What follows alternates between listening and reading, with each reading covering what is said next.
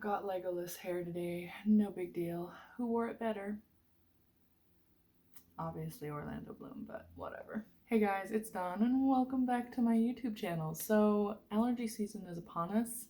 So basically I'm dying. So for that reason, today's video is going to be kind of low-key. I just wanted to create like a simple survival guide to getting through National Novel Writing Month because let's face it, writing 50,000 words in a month is very difficult and it will be easy to feel burnt out and dead by the end of it. So these are just 5 tips to help you avoid burnout and get through NaNoWriMo this year. Enjoy!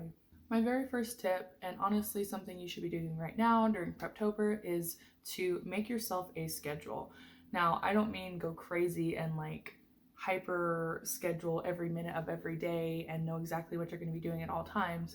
I mean more like take a printout of the month of November and kind of make notes of what days you know you're going to be busy. So for example, if you live in the United States, you're probably going to be busy on Thanksgiving Day, hanging out with family, eating way too much, etc. So that's somewhere you want to mark down.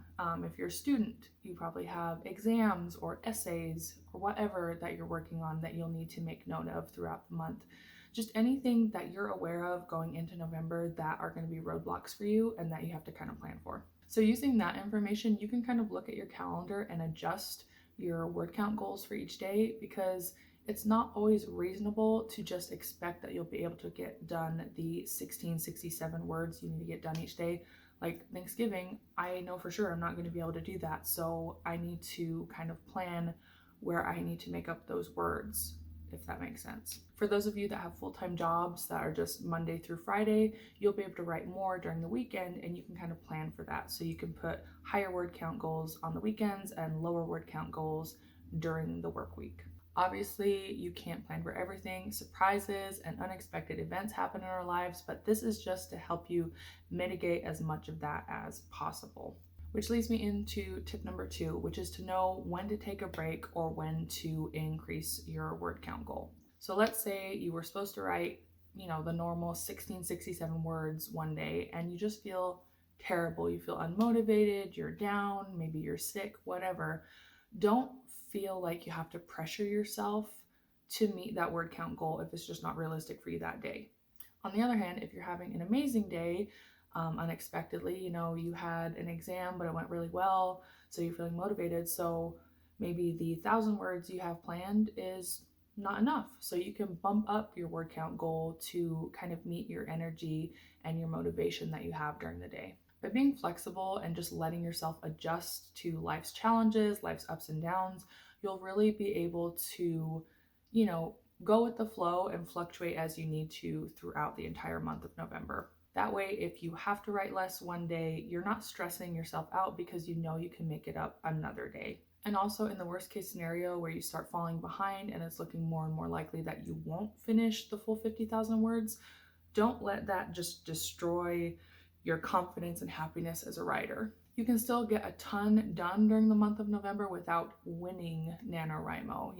Even if you only get 10,000 words, 20,000 words, whatever, that's more words towards your total word count of your novel. So basically I'm saying be happy with whatever you are able to accomplish and don't beat yourself up because that's not going to help you in any way, shape, or form. Step number 3 is to reward yourself. This is so important.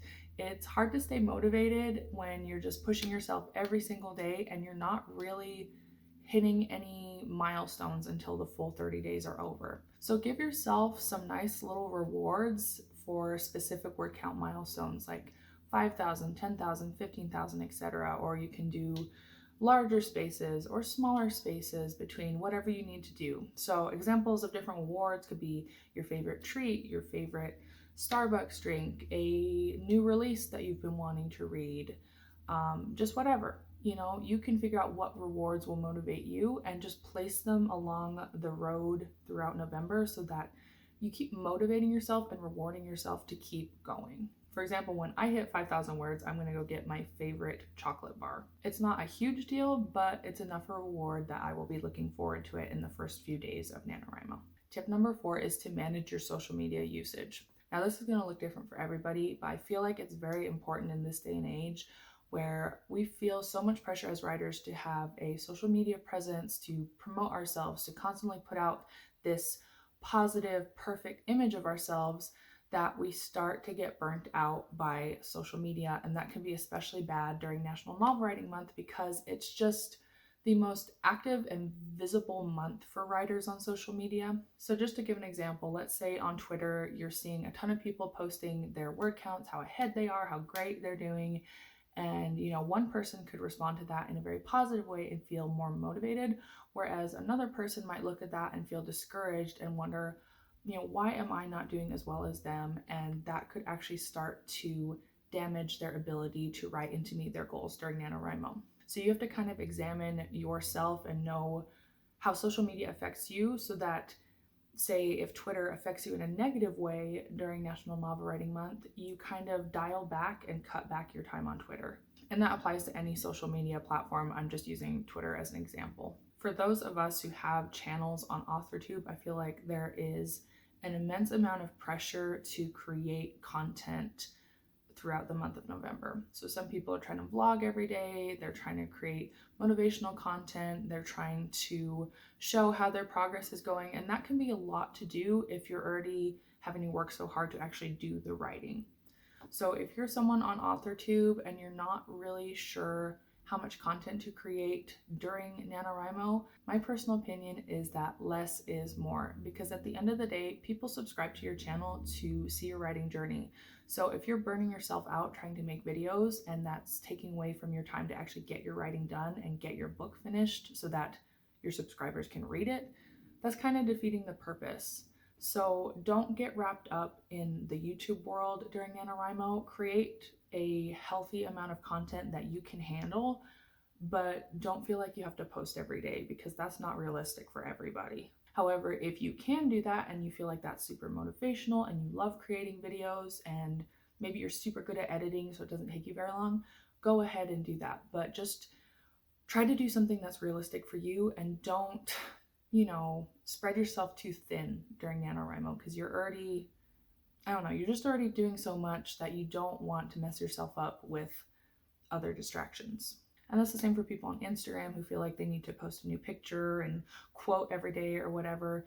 If you're starting to feel like you can't handle it, just dial back your social media usage and focus on your writing. But ultimately, it's up to you, because everybody's different. We can all handle different things. Social media affects us in different ways. So just listen to how you're feeling and be willing to adapt. Don't feel like if you've told your subscribers or whatever, a certain thing, like you're going to post every day, that you have to stick with it, because if it's affecting you negatively, you don't have to force yourself to do that. Just let them know, and I'm sure they'll be understanding. Okay, the very last tip, and honestly, I think is the most important one, is tip number 5, which is to create a support group for yourself. Now, this can look like a million different things. For me, being someone who's been on AuthorTube for over a year now, I've met a ton of great friends here. I feel like I have a great support group, so that's how I've sort of set myself up for success there. Some of you might have a really big presence on Twitter or on Instagram, on a forum, Reddit, Facebook, wherever, and those are great communities to help motivate you during the month. There's also, of course, the community on the actual NaNoWriMo website. There's forums there. You can add people as buddies, so that's a great place to look if you need some writing friends. For any of you that are super new to this and just are kind of nervous about meeting people and reaching out to people, you can add me as a buddy on the NaNoWriMo website. I'll put a link down below, but I am more than happy to motivate and cheer you on and be your friend and whatever, because that's what I'm here for. Like this, even just my little channel is supposed to be like a nice, safe place for people to talk and meet each other and make friends. So please feel free to do that. You can also just comment on your favorite videos of people here on AuthorTube, asking people how they're doing, replying to their comments. It's really easy on the internet to interact with people and to get positive feedback from people during NaNoWriMo. So don't be afraid to kind of put yourself out there and reach out to people, because almost 99% of the time, people on here are super nice and welcoming. So just jump into it. So those are all 5 of my tips for surviving NaNoWriMo this year. I think I just wanted to put this together just to help people not burn themselves out and get depressed during November, because it can happen, you know, if you put a lot of pressure on yourself and you have these high expectations and you're not meeting them, it can really, you know, take the wind out of your sails and make you feel down about yourself. And then you kind of spiral and catastrophize and feel terrible and think, oh, I'm a bad writer. I'll never be published. Nobody wants to read my writing. So I just want to help you avoid that, because that is obviously not what we want. I know I've already said this a million times, but last NaNoWriMo was my first time actually winning. I had failed so many times before, and I finished my first draft back in July of this year, and that was my very first time ever completing a full draft of a novel. So if you're in similar shoes or where I was back then, you can do it. Like, I am living proof that someone who has hit roadblock after roadblock and just feels like, maybe I'm not actually a good writer, maybe I can't do this. You can overcome that and you can accomplish the goals you have. So basically, think of this as my personal invitation to anyone who has been debating about doing NaNoWriMo. I know you can do it. Freak, I did it. I'm crazy. I'm disorganized. I'm bad at managing my time, and I still managed barely to pull it out of the bag last year. So please do it. I don't think you'll regret it. At the very least, you will make some good friends and you will knock out some good words on your novel. Well, that's it for this video. I hope you enjoyed it and that you find it helpful, especially going into NaNoWriMo. Let me know if you have any questions, want any more resources or whatever, or if you just want to chat with me, because I am happy to reach out and become friends with you and help motivate you through your writing journey. If you want to continue seeing Preptober content from me and then you want to watch my vlogs throughout NaNoWriMo, be sure to subscribe to my channel. Thanks again for watching, and I hope you guys have an amazing week. Bye!